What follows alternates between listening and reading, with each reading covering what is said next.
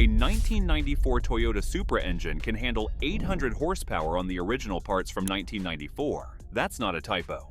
While modern engines blow up at 400 horsepower, this 30-year-old Toyota engine laps at 800. I have the dyno sheets to prove it. But here's the number that will blow your mind. Toyota spent more money developing one luxury car engine than most companies spend on their entire lineup. We're talking about a $2 billion engine program for a car that sold 400 units per year. I've got the receipts on 7 of these over-engineered monsters. Real numbers, real costs, and the shocking reason why Toyota stopped building them. To understand why these Toyotas were so over-engineered, you need to know about Japan's bubble economy. From 1985 to 1991, Japan was drowning in money. Toyota's engineers were told, build the perfect car. Don't worry about the cost. When the bubble burst in 1991, everything changed. Bean counters took over. I've analyzed Toyota's internal documents from the 1990s to bring you the real story.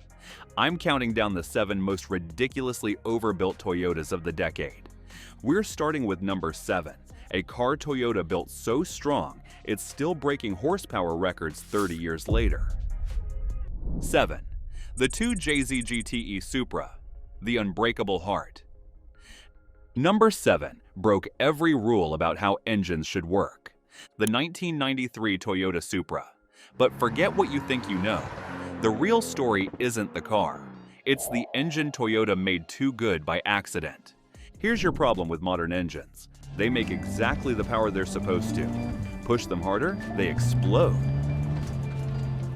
BMW's N54, dead at 400 horsepower.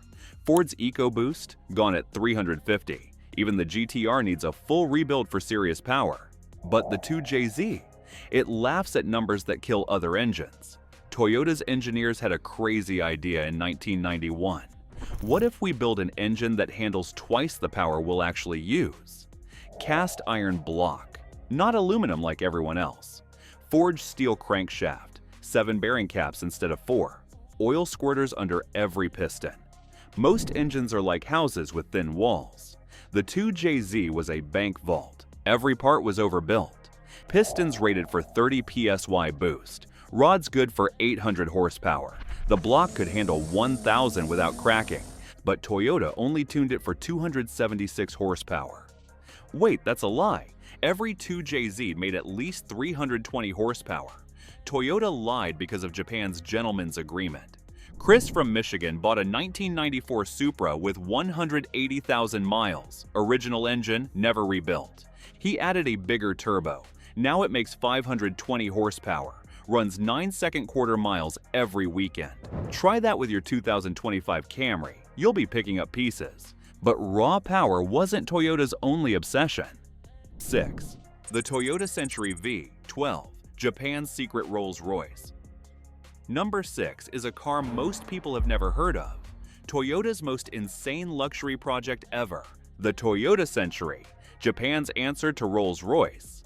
Except Toyota decided Rolls-Royce wasn't good enough. Here's the problem with building the world's most luxurious car. Everyone expects perfection. No engine noise, no vibration, every detail flawless. Rolls-Royce spent decades perfecting this. Mercedes had the S-Class. BMW had the 7 Series. Toyota, they made Corollas and pickup trucks. What did they know about luxury? In 1987, Toyota's executives made a decision that cost them billions. They wanted a car for Japanese emperors, a car that made European luxury look cheap. But they had a problem. Toyota never built a V12 engine, ever. So they called Yamaha, the piano company. Wait, why Yamaha? Yamaha knew how to make mechanical things produce perfect sound, or no sound at all. The result was the 1GZFE, Toyota's only V12 engine, designed exclusively for one car. Yamaha tuned this engine like a concert piano. Every vibration eliminated, every noise canceled. Hand-polished Phoenix emblems, 8 hours per emblem. Wool seats instead of leather. Why? Wool doesn't creak. Every V12 was tested for 100 hours before installation. Toyota spent $2 billion developing it. They sold 400 per year. That's $5 million per car. At 80 miles per hour, the cabin measured 38 decibels, quieter than most libraries. Mercedes S-Class, 45 decibels. BMW 7 Series, 47 decibels. But while Toyota was perfecting silence, they were also building time machines. 5. The Soarer Z30, the time machine. Number 5 came from the future, literally. The 1991 Toyota Soarer Z30. It had technology that wouldn't appear in other cars for 15 years. Picture 1991. Most people never used computers. The internet existed, but nobody knew what it was. Cell phones were bricks. Cars had AM/FM radios, maybe cassette players. Navigation meant paper maps and gas station directions. Getting lost meant staying lost. No GPS, no smartphones, no way out. Toyota's engineers asked a crazy question. What if we put all this new tech in a car? Right now. They wanted to make Knight Rider's KITT look primitive. The result? The world's first factory GPS navigation system, using a CDROM for maps. Most cars didn't even have CD players. The Soarer had a CDROM computer for navigation. Detailed street maps, turn-by-turn directions, real-time tracking. But wait, it gets weirder. The instrument cluster was holographic. Gauges floated in mid-air. You could move your head and they shifted perspective.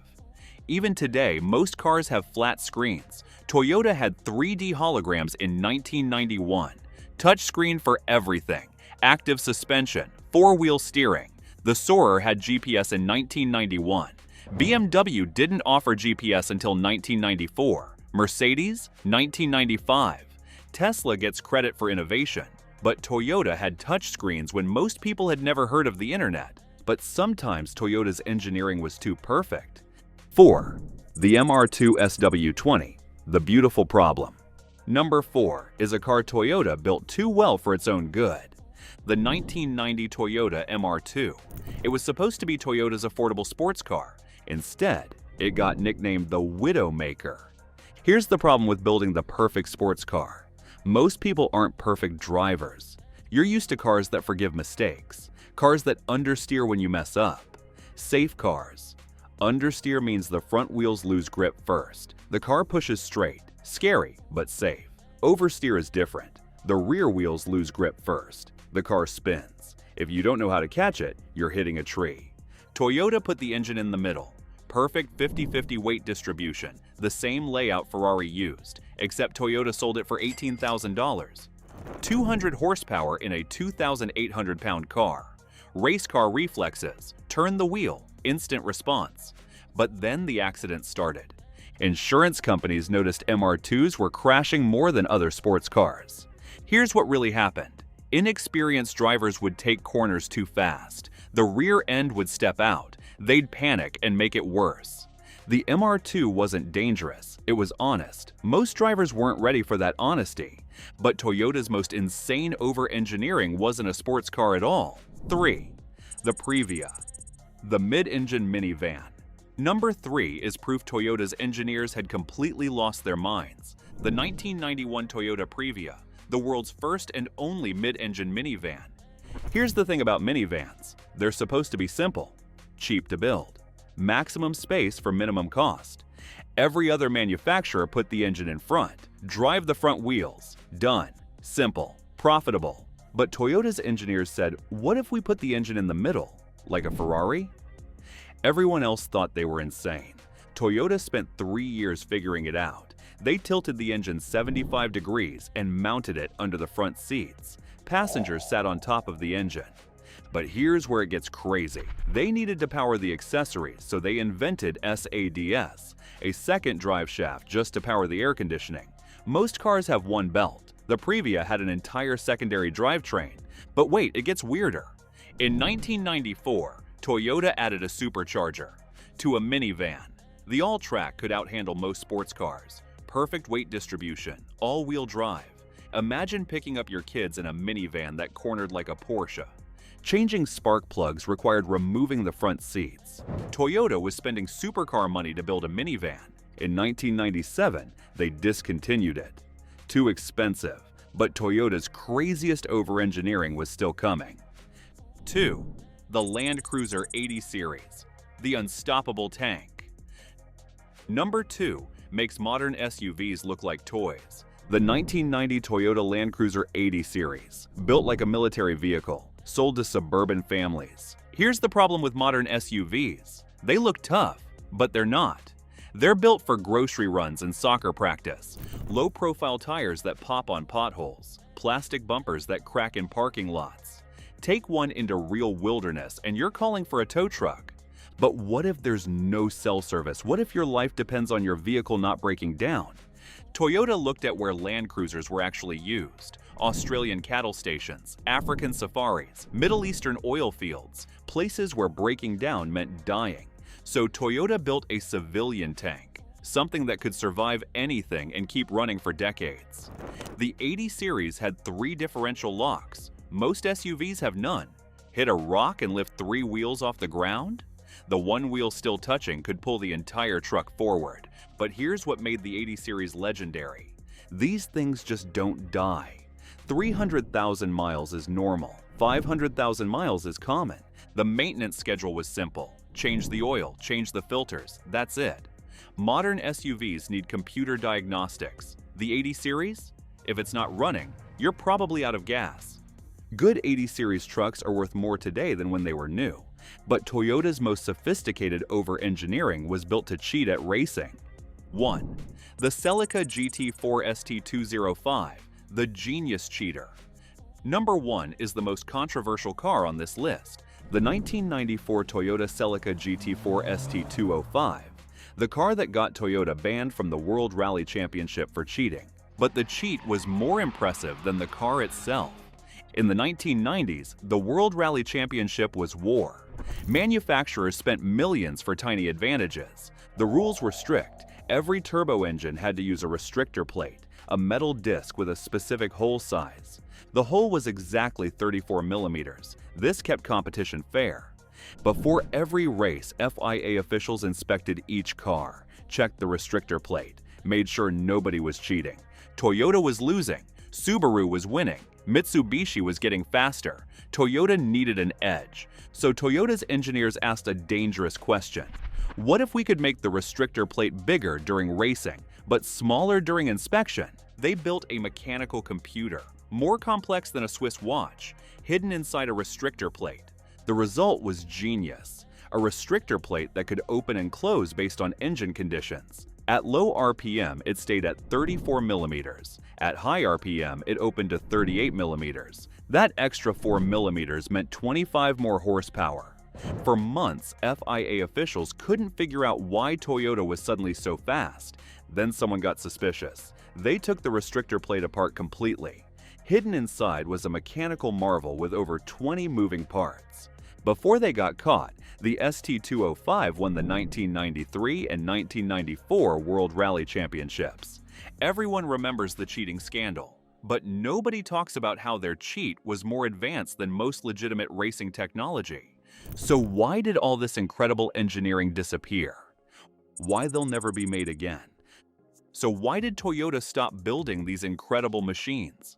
December 29, 1991, the day Japan's bubble economy burst. For 6 years, Japanese companies had unlimited money. Toyota spent it on engineering perfection. When the bubble burst, everything changed overnight. Toyota went from drowning in cash to fighting for survival. In 1992, Toyota issued a new directive. No more cost no object engineering. Engineers were no longer in charge, accountants were. Here's something Toyota doesn't want you to know. Modern Toyotas are designed to last exactly 200,000 miles. The 1990s cars were designed to run forever. Modern Toyotas are more reliable than ever, but they're designed to last 200,000 miles, not 500,000. The difference is intentional. The bottom line? Toyota's 1990s over-engineering created legends that modern cars can't touch. But here's what you need to do right now. If you own one of these 7 cars, don't sell it. If you don't own one, start looking. These aren't just cars anymore. They're investments. They're pieces of automotive history. Click that next video to see exactly which models are appreciating fastest and why. I've got the auction data that proves it. And drop a comment telling me which one you're going to buy. Because in 10 years, you'll either own a piece of history or wish you did. Don't let these legends become someone else's story.